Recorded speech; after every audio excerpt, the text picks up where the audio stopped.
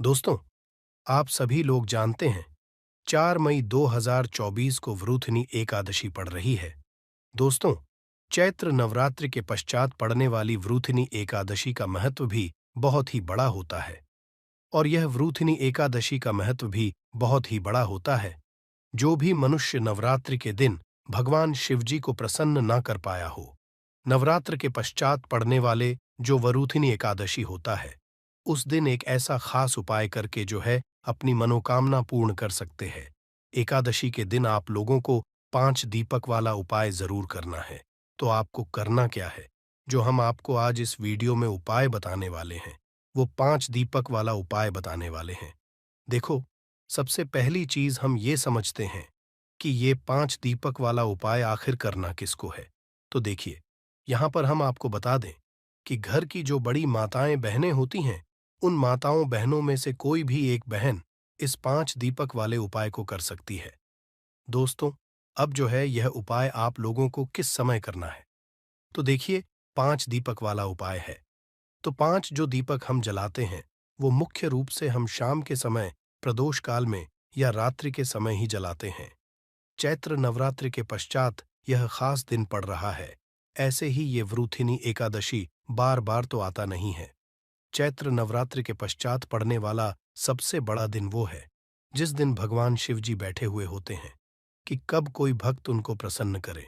और काम एकादशी के दिन जो है भगवान शिव जी इतना कुछ प्रदान करते हैं उपाय करने वाले मनुष्य को, भगवान को प्रसन्न करने वाले मनुष्य को, कि जिसकी वह कल्पना भी नहीं कर सकता है। अब हम समझते हैं कि इस 5 दीपक वाले उपाय को आपको करना कैसे है।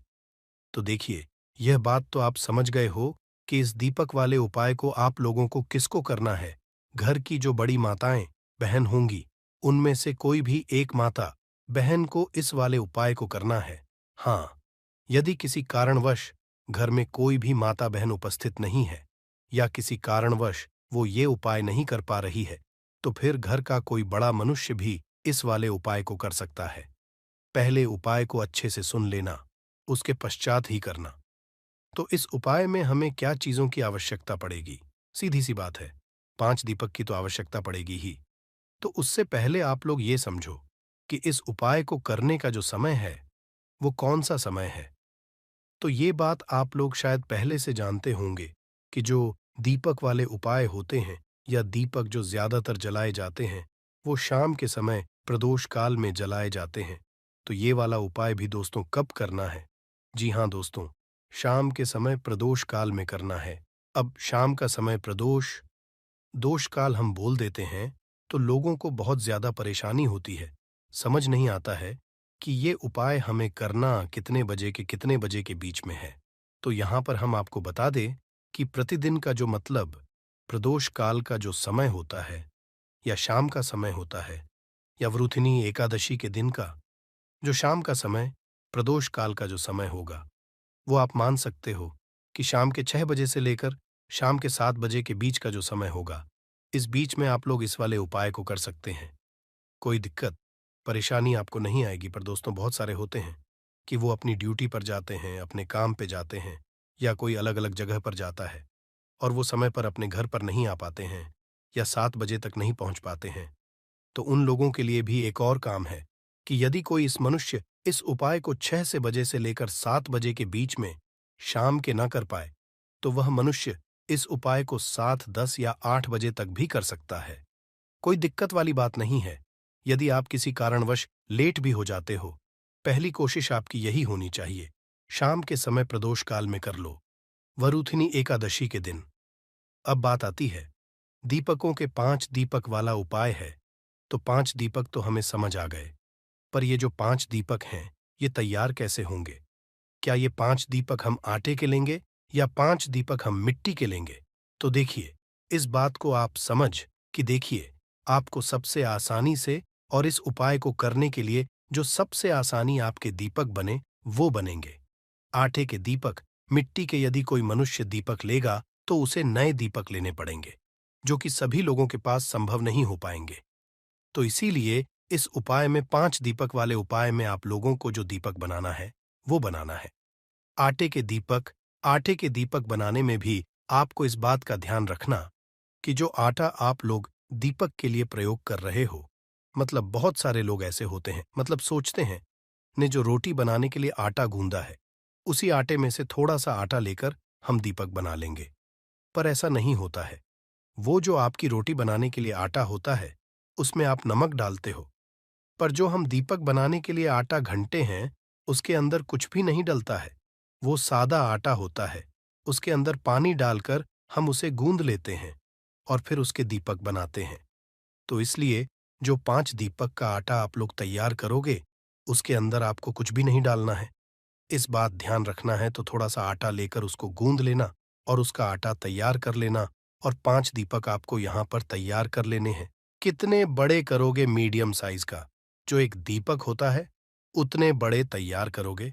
तो अब दोस्तों, जैसे ही आप लोगों के ये 5 दीपक तैयार रहे आटे के, तो आप वैसे के वैसे ही इन्हें एक पूजन वाली थाली में रख लो या एक प्लेट में रख लो, क्योंकि आप इन 5 दीपकों को हाथ में तो रखकर कहीं लेकर नहीं जा सकते। इसीलिए पहले अपनी एक पूजन वाली थाली तैयार करके रखो, या तो कोई प्लेट रखो जिसके अंदर ये पांचों दीपक बन जाए। तो जैसे ही आप लोग आटे के 5 दीपक बना लेते हो, इन पांचों दीपकों को एक एक करके अपनी उस प्लेट में या पूजन वाली थाली के अंदर अच्छे लेना रख लिया आप लोगों ने। अब बारी आती है हमें इन दीपक को पूर्ण रूप से तैयार करने की। कैसे तैयार करोगे? देखो, अभी हमने दीपक तैयार किए, पर इनके अंदर ना बाती डाली, कोई सा तेल डाला है। तो वो समझते आप तो देखिए, इन पांचों दीपकों के अंदर जो बाती रखा है घी, वो आप लोग भी शायद जानते होंगे कि कौन सी बाती, क्योंकि भगवान शिव जी के लिए सदैव गोल बाती का उपाय किया जाता है। भगवान शिव जी के उपायों में सदैव गोल का उपाय किया जाता है। तो सीधी सी बात है कि इस वाले उपाय में इन पांचों दीपकों के अंदर गोल रखा आएगी। यहाँ पर भी एक सबसे बड़ी चीज आती है कि जो गोल बाती आप लोग उपाय में प्रयोग करते हो ना, वो गोल कोशिश किया करो कि आप अपने हाथ ही बनाओ। मतलब आपके रुई रखी होती है, उसी रुई से आप उपाय के लिए 5 गोल यहाँ पर बनाकर तैयार कर लो। बाजार वाली भी ले सकते हो। पर किसी खास दिन पर जब हम कोई खास उपाय करते हैं ना, उस उपाय को करने की सारी सामग्री हम अपने हाथ से ही तैयार करें, तो वो ज्यादा बेहतर होता है। और उस मतलब उपाय को करने से भगवान शिव जी और जल्दी प्रसन्न होते हैं, क्योंकि भगवान शिव जी खुद कहते हैं कि इस मनुष्य ने जो है, हमारे इस उपाय को करने के लिए अपने हाथों से ही सारी चीजें तैयार की हैं, तो इसको जो उपाय का फल है वो बहुत ही जल्दी मिलेगा। तो इसीलिए दोस्तों, आप लोगों को सभी उपायों की सामग्री अपने हाथों से ही करनी होती है। तो जो गोल बाती आप लोग बनाओगे, वो अपने हाथों से बना लेना और एक एक गोल बत्ती पांचों दीपकों के अंदर रख लेना। पांचों दीपकों के अंदर गोल बत्ती रखने के पश्चात अब बारी आती है, इसके अंदर आपने क्या डालना है। तो देखिए, इसके अंदर पांचों दीपकों के अंदर जो चीज आप लोग डालोगे, वो डालोगे शुद्ध देसी गाय का घी। देखो, यहां पर खास रूप से ध्यान रखना, कामदा एकादशी का दिन है, सबसे बड़ा दिन। ऐसा दिन बार बार नहीं आता है, तो शुद्ध देसी गाय का घी प्रयोग करना। न भैंस का घी चलेगा, न इसमें बाजार वाला घी चलेगा। बाजार वाले घी में बहुत मिलावट आती है, और भैंस का घी भी नहीं चलेगा। कोशिश करना, थोड़ा ढूंढने पे आपको मिल जाएगा शुद्ध देसी गाय का घी। और हम तो आपसे ही बोलते हैं, उपायों के लिए सदैव अपने घर में थोड़ा सा शुद्ध देसी गाय का घी रखा करो, क्योंकि क्या पता कब उपाय को करने में हमें प्रयोग में आ जाए। तो इसलिए अपने घर में थोड़ा सा शुद्ध देशिका का घी जरूर रखा करो, क्योंकि इसी शुद्ध देसी गाय की घी को घर में रखने से सुख, शांति और धन समृद्धि भी बढ़ती है। तो जो शुद्ध देसी गाय का घी हो, उसे थोड़ा थोड़ा जो है अपने पांचों दीपकों के अंदर डाल लो। इतना डाल लो वो दीपक कुछ समय तक जल सके। तो पांचों दीपक के अंदर आपने घी डाल लिया। अब आपकी ये दीपक जो है, पांचों दीपक तैयार हो चुके।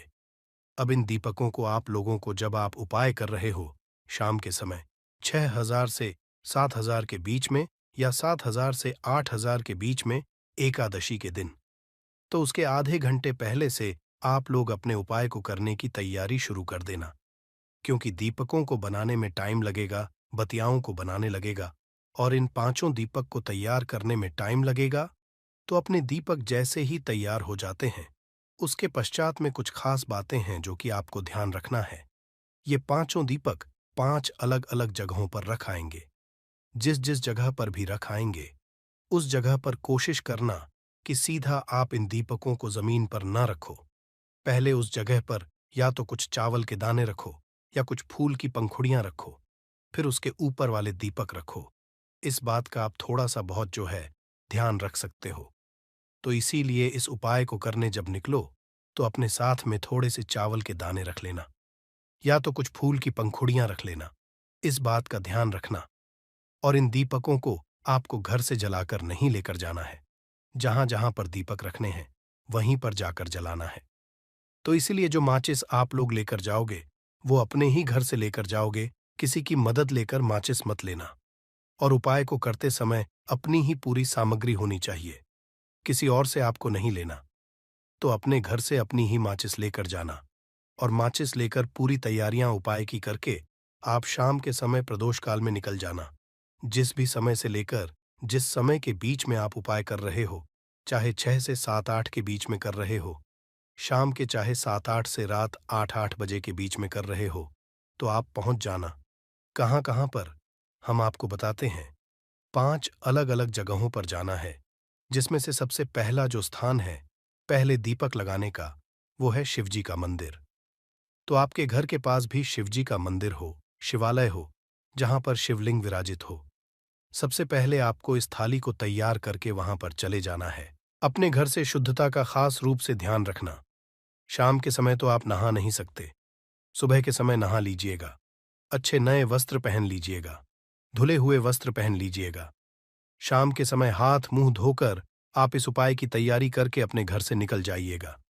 और सबसे जाइएगा कि पास में ही जो शिव मंदिर है, वहां पर शिव मंदिर जैसे ही पहुंचते हो तो शिव जी के दर्शन करना, उनसे प्रार्थना करना और शिव जी की शिवलिंग के पास में बैठ जाना। बैठने के पश्चात अपनी सबसे पहले माचिस निकालना और अपनी जो प्लेट है, पूजन वाली थाली, उसमें जो पहला दीपक होगा, कोई सा भी एक दीपक जला लेना है। सब दीपक नहीं जलाने हैं, कोई सा भी एक दीपक जलाना है, क्योंकि हमें जहां जहां पर ये दीपक जलाना है वहीं पर हर दीपक को जलाते जाना। तो पहला दीपक हम शिव जी के मंदिर में जला रहे हैं, तो अपनी माचिस से अपना पहला दीपक जलाना। पहला दीपक जलाकर उठाकर अपनी प्लेट के अंदर से उठाकर उस दीपक से आप चाहो तो भगवान शिव जी की आरती भी उतार सकते हो। अन्यथा ऐसे ही जो है बिना आरती उतारे भी आप शिवलिंग के पास में रख सकते हो। बस इस दीपक को जब शिवलिंग के पास में रखो तो इस बात का ध्यान रखना कि शिव जी को उस दीपक की आंच न लगे, क्योंकि ये उपाय भगवान शिव जी को करने के लिए कर रहे हैं, अपनी मनोकामना को पूर्ण करवाने के लिए कर रहे हैं। तो जैसे ही आप लोग अपना ये पहला दीपक रख देते हो भगवान शिव जी के शिवलिंग के पास में, उसके पश्चात में आप अपनी मनोकामना बोलना। जिस मनोकामना के लिए आप लोग अपना ये वाला उपाय कर रहे हो, मनोकामना खास रूप से बोल देना। जैसे ही मनोकामना बोलते हो पहले दब को जलाकर रख देते हो, भगवान को धो देकर प्रार्थना करके आप वहां से उठ जाना। अपने बाकियों के अपने साथ में लेकर आ जाना। पहला दीपक शिव जी के मंदिर में लगेगा। दूसरा दीपक अब कहां पर लेकर जाओगे? उस शिव जी के मंदिर के पास में या तो आपके घर के पास में जो भी बेलपत्र का पेड़ हो, बड़ा वाला बेलपत्र का पेड़ हो, उस बेलपत्र के पेड़ के नीचे पहुंचना। अपना दूसरे नंबर का दीपक वहीं पर बैठकर जलाना। प्लेट के अंदर ही दीपक जलाकर उस दीपक को उठाकर चाहो तो आरती उतार कर जो है उसी बेलपत्र के पेड़ के नीचे रख देना और पर भी भगवान से प्रार्थना कर लेना, धो लेना। दूसरे नंबर का आपने दीपक जला दिया। अब वहां से भी जाना और तीसरी जगह पर जाना, जो कि है दोस्तों पीपल का पेड़ आपके घर के पास में या उस बेलपत्र के पेड़ के पास में। जो भी पीपल का पेड़ पड़े उस पीपल के पेड़ जाना। वो पीपल का पेड़ भी बड़ा होना चाहिए, इस बात का ध्यान रखना। तो पीपल के पेड़ के नीचे पहुंचकर वहां पर बैठना है। बैठकर जो है अपना तीसरा नंबर का दीपक जलाना है। जलाकर उसी पीपल के पेड़ के नीचे रख देना है। भगवान से प्रार्थना कर लेना है, निवेदन कर ले है और थूक देखकर वहां से उठ जाना है। 3 दीपक आपने जला दिया है। अब जो चौथे नंबर का दीपक होगा ये आप लोग लेकर जाओगे किसी भी आंवले के पेड़ के नीचे। वो आंवले का पेड़ बड़ा होना चाहिए, इस बात का ध्यान रखना है। आंवले के पेड़ के नीचे पहुंच। तो आंवले के पेड़ के नीचे पहुंचकर अपने चौथे नंबर का दीपक जलाना। दीपक जलाकर उससे आरती उतारना चाहो तो आरती उतारना और उस चौथे नंबर दीपक को उसी आंवले के पेड़ के नीचे रख देना और हाथ जोड़कर भगवान से प्रार्थना करके धूप देकर वहां से उठ जाना। यहां पर आपने कुल मिलाकर 4 दीपक जला दिए हैं। अब आपके पास बचा है 5वां और आखिरी दीपक। इस 5वें और आखिरी दीपक को लेकर आप आओगे सीधा अपने घर के मुख्य द्वार की, मतलब कि मेन गेट पर कहां पर आओगे? आपके घर का मेन गेट वहां पर आकर खड़े हो जाओगे। घर के अंदर प्रवेश नहीं करोगे। इस बात का ध्यान रखना, जो लोग रहते हैं, जो लोग के घर में रहते हैं, उनके किराए के घर का या उनके मल्टस का जो आखिरी में दरवाजा होना, उस दरवाजे के पास आकर आप लोग खड़े हो जाना। और जिनका खुद का घर है, उनका तो एक मेन गेट अलग ही होता है। तो आपको इस उपाय का जो 5वां दीपक है, आखिरी वाला दीपक है, वरुथिनी एकादशी के दिन इसको लेकर घर के मुख्य द्वार पर आकर खड़े हो जाना है और खड़े होकर आपको बाहर से ही खड़े होकर अपने घर की तरफ देखना है कि आपका सीधा कौन सा पड़ रहा है, राइट हैंड साइड कौन सा पड़ रहा है। सीधा हाथ की तरफ आपको क्या करना है? उस सीधे हाथ की चौखट की तरफ बैठकर आप लोगों को अपना ये 5वें नंबर का दीपक जलाना है और 5वें नंबर का दीपक आप लोगों को अपनी चौखट घाट पर राइट हैंड साइड पर रख देना है। और इस 5 वाले वाले दीपक को जलाते समय भी आप लोगों को भगवान शिव जी से अपनी वो मनोकामना मन ही मन स्मरण करना है, जिसके लिए आप लोग अपना ये वाला उपाय कर रहे हो, जो मनोकामना आपने पहले दीपक को जलाते समय बोली थी। वही मनोकामना आप लोग अपने इस 5 वाले दीपक को जलाते समय बोल देना और दीपक को घर के मुख्य द्वार की चौखट के राइट हैंड साइड पर रख देना। जैसे ही दीपक रख दो, प्रार्थना कर लो और वहां से उठकर अपने अंदर प्रवेश कर सकते हो। आपका ये वाला उपाय पूरा हो जाता है। इस उपाय को करते समय इस बात का ध्यान रखना कि जैसे हमने आपको लाइन से मतलब दीपक लगाने के लिए बताया है, वैसे ही लगाना। ऐसा मत करना कि पहला दीपक आप अपने घर के मुख्य द्वार पर लगा दो, दूसरा कहीं और लगा दो, तीसरा कहीं और लगा नहीं, जैसे जैसे हमने आपको लाइन से बताया है। पहला शिवजी के मंदिर में, फिर बेलपथरी के पेड़ के नीचे, फिर पीप के पेड़ के नीचे, फिर आंवले के पेड़ के नीचे, फिर आपके घर के मुख्य तौर पर। इसी तरीके से आपको ये 5 दीपक वाला उपाय करना है और उपाय करके आपको भगवान से अपनी मनोकामना की विनती कर लेना, उनसे प्रार्थना कर लेना। निश्चित ही आपकी वो मनोकामना बहुत ही जल्द पूर्ण हो जाएगी। दोस्तों, भगवान श्री हरि और मां लक्ष्मी की कृपा पाने के लिए 4 मई वृथिनी एकादशी सबसे बड़ा व्रत समझा जाता है। ये व्रत न सिर्फ जीवन में सुख, शांति, भौतिक सुख, ऐश्वर्य, संपदा, उत्तम जीवन साथी और कार्य क्षेत्र में सफलता प्रदान करता, बल्कि मरणोपरांत मोक्ष भी प्रदान करता है। हर व्रत का एक अलग और खास महत्व होता है। आज के वीडियो में हम बताएंगे माता से संबंधित एक प्रयोग, जिससे आपको मिल सकता है अक्षय कभी ना समाप्त होने वाला धन प्राप्त करने का वरदान। यदि हिंदू धर्म की माने तो ऐसी मान्यता है कि गाय की सेवा यदि निस्वार्थ भाव से की जाए तो घर में लक्ष्मी का वास होता है। वैसे तो युगों से चला आ रहा है कि गाय को हम कुछ न कुछ खिलाते जरूर है। गाय को सनातन धर्म में लक्ष्मी स्वरूप भी समझा गया है। जाता है कि गाय की सेवा करने से घर परिवार सुखी और संपन्न रहता है। जिस घर में गाय की सेवा निस्वार्थ भाव से होती है, उस घर में जी की कृपा सदैव बनी रहती है। और जिस घर में गाय की सेवा नहीं होती, अचानक से किसी भी तरह की वहां पर विघ्न बाधाएं आती रहती है। वैसे तो कुछ लोग शहरों में भी रहते हैं, महानगरों में रहते तो वहां पर गाय पालना संभव ही नहीं है, परंतु वहां पर भी रोटी जरूर खिलाई जाती है। परंतु कई बार गाय को खिलाने में कुछ भूल हो जाती है। तो कौन सी वो 3 चीजें हैं जो गाय को नहीं खिलानी चाहिए, आज हम आपसे इसमें साझा करेंगे। परंतु दोस्तों, उससे पहले आपसे रिक्वेस्ट करते हैं कि वीडियो को लाइक जरूर करिएगा, दोस्तों को शेयर कर दीजिएगा और यदि आपने अभी तक चैनल को सब्सक्राइब नहीं किया है, चैनल को सब्सक्राइब करके बेल आइकॉन जरूर दबाइएगा। गाय के अंदर सभी देवी देवताओं का निवास समझा जाता है, तो आप सुबह जो पहली रोटी बनती है वो यदि गाय को खिलाते हैं तो देवी देवताओं का आशीर्वाद मिलता है। गाय को गुरु के साथ जोड़ा गया है, यानी गुरु ग्रह साथ, बृहस्पति ग्रह के साथ। इसीलिए गुरुवार के दिन गाय को रोटी पर एक चुटकी हल्दी डालकर खिलाएं तो सुख, संपत्ति, धना, ऐश्वर्य है। दुष्ट ग्रह शांत जाते हैं। जो लोग मानसिक रूप से परेशान हैं, वो गाय को रोटी पर थोड़ा सा गुड़ रखकर खिलाएं, तो सकारात्मक ऊर्जा आती है, टेंशन खत्म होती है, स्वास्थ्य अच्छा रहता है। और यदि आपको लगता है कि आपके सभी ग्रह खराब है, तो ऐसे में गाय को पहली रोटी रोज खिलाए। सभी ग्रह धीरे धीरे शुभ हो जाएंगे। कभी कभी जीवन में लंबे समय से कोई शुभ मंगल कार्य नहीं हो रहे होते, तब ऐसे आप गाय को रोटी, गाय के मस्तक को छूकर अपनी मन्नत कहें, प्रणाम करें, पैर छुए, तो आपकी मन्नत जरूर पूरी होगी। तो ये था गाय को आप क्या खिलाएं उसके बारे में। परंतु गाय को क्या नहीं खिलाना चाहिए, अब हम वो जानते हैं। गाय को रोटी तो हर कोई खिलाता है। अब ये रोटी बासी बिल्कुल भी नहीं होनी चाहिए। यानी कि दिन पहले की जो रोटी बनी रहती है और आप दूसरे सुबह सुबह खिला देते हैं, वो नहीं खिलानी चाहिए।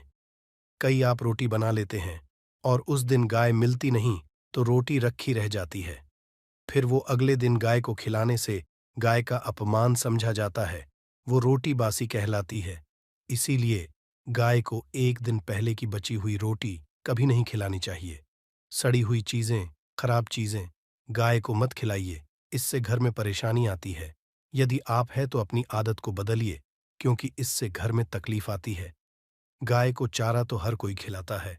हरा चारा आप खिलाते समय एक बात का ध्यान रखिए, गाय को सबसे ज्यादा पीपल का पत्ता लोग खिलाते हैं, पर पीपल का पत्ता आप खुद से तोड़कर मत खिलाइए। दूसरी बात, आप घर में सब्जी लाते हैं तो साग आ जाता है, तो उसमें से अच्छी चीजें तोड़कर रख के बचा कुचा आपको ना खिलाएं। आप जो देंगे वो गाय खा लेगी, परंतु थोड़ी सी अच्छी चीजें मिलाकर गाय को खिला दीजिएगा, ज्यादा फायदा होगा। गाय को दूध नहीं पिलाना चाहिए। आप दही चावल खिला सकते हैं, परंतु दूध ताज़ा हो या बचा हुआ भूलकर भी गाय को मत पिलाइए। तो 3 चीज़ें गाय को नहीं खिलानी है। एक तो बची कुछ रोटी नहीं खिलानी है। कोई भी अनाज बच जाए, उसे दूसरे दिन गाय को नहीं खिलाना है। जैसे चावल रोटी बच जाती है, और आप यदि चारा खिलाते हैं, उन्हें तो मत खिलाइए। और यदि हैं कोई चीज़, तो उसके साथ कुछ अच्छी चीज़ें मिला लें। और गाय को दूध भी नहीं पिलाना है, ये चीज़ें बिल्कुल भी नहीं खिलाएं। नहीं तो घर में गरीबी आती है। माता लक्ष्मी आपके घर में वास करना छोड़ देती है। 84 लाख योनियों के सफर करके आत्मा अंतिम योनि के रूप में गौ का रूप धरती है। गाय योनियों का वो पड़ाव है जहां आत्मा विश्राम करके आगे की यात्रा शुरू करती है।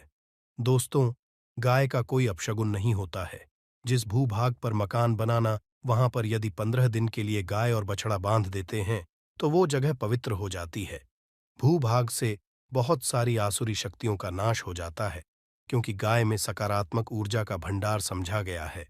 गाय का मार्ग रोकना, यदि आप कहीं भी जा रहे हैं और गाय माता आपका मार्ग रोक दे, तो ये बहुत ही शुभ समझा जाता है। गाय और बछड़े का दर्शन एक साथ आपको हो जाए, तो आपकी सफलता का प्रतीक समझा है। यदि आपके घर के आसपास वो घूमती रहती है, तो इसका मतलब है कि घर से काफी सारे संकट अपने आप ही दूर होने वाले हैं और समृद्धिपूर्वक जीवन आपको मिलता है।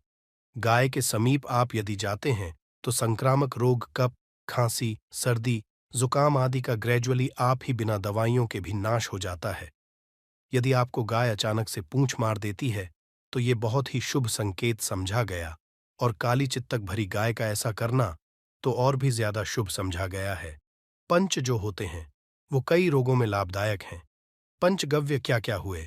गाय के दूध, दही, घी, मूत्र और गोबर। इन सभी को शरीर के रोग निरोधक क्षमता को बढ़ाकर रोगों को दूर करने वाला समझा गया है। ऐसा रोग नहीं है जिसका इलाज पंचगव्य से नहीं किया जा सकता। दोस्तों, आज के समय में लोग गौ माता की पूजा करने के बजाय, उनका उपयोग करने के बजाय, उनको काट कर मारकर खाना ज्यादा पसंद करते हैं। बुरा लगेगा शायद, पर यह सच है। और गाय को रोटी न केवल सुख समृद्धि की प्राप्ति होती है, बल्कि बरकत भी होने लगती है। यदि आप गौ को पाल सके तो अच्छी बात है, परंतु आज के मॉडर्न युग में, जहां लोगों की शायद खुद की घर में रहने की जगह नहीं है, ऐसे में गौ को रखना थोड़ा कठिन और हो सकता है। ऐसे में आप गौ को रोटी दें से कम रोटी देकर आप सुख समृद्धि को प्राप्त कर सकते हैं। आपके घर में बरकत होने लगती है। हमारे बुजुर्ग हमेशा से कहते हैं कि गाय को रोटी खिलानी चाहिए, परंतु के चलते गाय की सेवा हर कोई नहीं कर पाता, परंतु कम से कम रोटी तो आप खिला सकते हैं। यदि रोटी भी नहीं खिला सकते, जैसे काफी सारे जो हमारे भाई बहन मलेशिया वगैरह में, लंदन वगैरह में बैठे हैं, उनको गाय नहीं मिलती है। वो पूछते हैं, हम कैसे सेवा करें? आप ऐसा कर सकते हैं, आप गौ के नाम के पैसे निकालते जाएं, और फिर आप चाहे तो कभी इंडिया आए तो आप गौशाला में दान दे दें, या फिर आप चाहें तो वहीं पर किसी गरीब को गौ के नाम की रोटियां खिलाएं। किसी भी अनाथ, किसी वृद्धाश्रम में चले जाएं, किसी भी दूसरे सफेद पशु को आप भोजन कराएं। ये भी आपके लिए बहुत अच्छा होने वाला है। कम से कम रोटी जरूर खिलाए। हमारे देश में कई जगह देखा गया है, और कई लोगों का प्रश्न आता है कि हम झूठी रोटी गाय को देते हैं। क्या ये सही है या गलत है? हम झूठा खाना, बचा हुआ खाना गाय को खिलाते हैं, यानी जो बच जाता है वो गाय के हवाले कर दिया जाता है। तो आपको बता दें दोस्तों, रामायण काल में गौ माता को एक श्राप मिला था। उसी की वजह से आज उनके साथ ऐसा हो रहा है। उसी श्राप की वजह से गौ माता में देवी देवताओं का वास होने के बाद भी उनको झूठा खाना पड़ता है। यहाँ तक पॉलीथिनीज भी खाते हैं। हालांकि ये किसी भी लिहाज से सही नहीं है। आपको बता दें, वाल्मीकि रामायण में सीता द्वारा पिंडदान देकर दशरथ की आत्मा को मोक्ष मिलने का संदर्भ आता है। जो लोग वो जानते हैं कि वनवास के दौरान भगवान राम, लक्ष्मण और सीता पितृपक्ष के दौरान श्राद्ध करने के लिए गया धाम पहुंचे। कामदा एकादशी 100 सालों बाद बना। महासहयोग इस दिन कर लेना। एक उपाय कामदा एकादशी पर मात्र थोड़ा सा नमक घर के इस कोने में रख देना।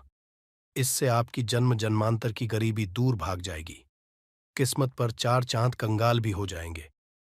धनी माता लक्ष्मी दौड़ी दौड़ी चली आएंगी। दोस्तों, नमक से आप अपनी अंदरूनी शक्ति को जागृत कर सकते हैं। आप अपनी काया करते हैं। नमक सोना, चांदी, हीरा, मोती से भी ज्यादा कीमती होता है नमक। ना जाने अपने अंदर कितने ही अनगिनत चमत्कार, धन दौलत को, रुतबे पैसे को लिए हुए होता है। नमक आपके जीवन में धन, ऐश्वर्य, उत्तम जीवन, साथ ही सुख, संपदा, सौभाग्यपूर्वक जीवन की प्राप्ति मात्र नमक से आपको हो सकती है।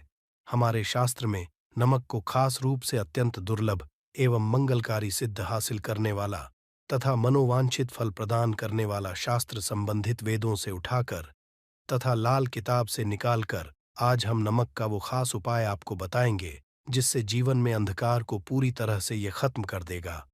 नौकरी के लिए यदि दर दर भटक रहे हैं, संतान प्राप्ति हेतु विवाह में हो रही देरी, पढ़ने लिखने में बच्चे असमर्थ हैं, यदि घर लड़ाई झगड़ा रुकने का नाम नहीं लेते, पति पत्नी में आए दिन झगड़े होते हैं, गृह क्लेश बढ़ गए हैं, घर में नकारात्मक फैल गई है, प्रेत घर में अस्थायी रूप से उनका निवास हो गया है, यदि घर में सुख शांति पूरी तरह से खत्म हो गई है, तो नमक का यह खास उपाय के माध्यम से जरूर करिएगा।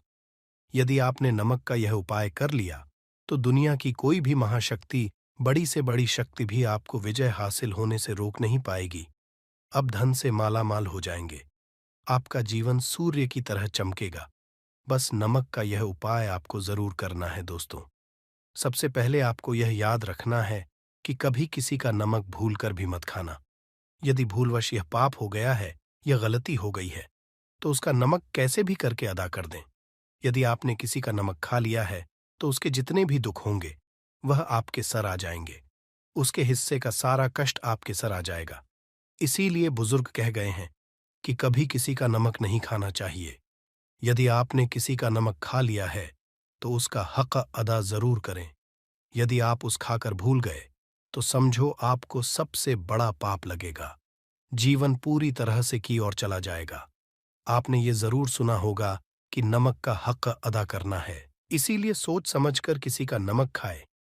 आपने शादी पार्टियों में भी देखा होगा कि जब हम किसी के खाने जाते हैं तो उसको न्योता या पैसों की भेंट या उपहार जरूर देते हैं, ताकि उसके नमक का कर्ज हमारे ऊपर न रहे।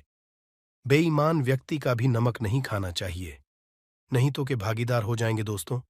यदि किसी शुभ अवसर पर एक नमक का पिसा हुआ पैकेट, 100 ग्राम उड़द की काली दाल, 500 ग्राम चावल, 50 ग्राम सूखी लाल मिर्च, एक पानी की बोतल और 100 ग्राम सरसों के तेल की बोतल 101 दक्षिणा के साथ, यानी 101 रुपए के साथ, पूर्णिमा या शनिवार मंगलवार या फिर गुरुवार के दिन यदि किसी गरीब व्यक्ति को दान में दिया जाए तो आपको अमीर होने से कोई नहीं रोक पाएगा।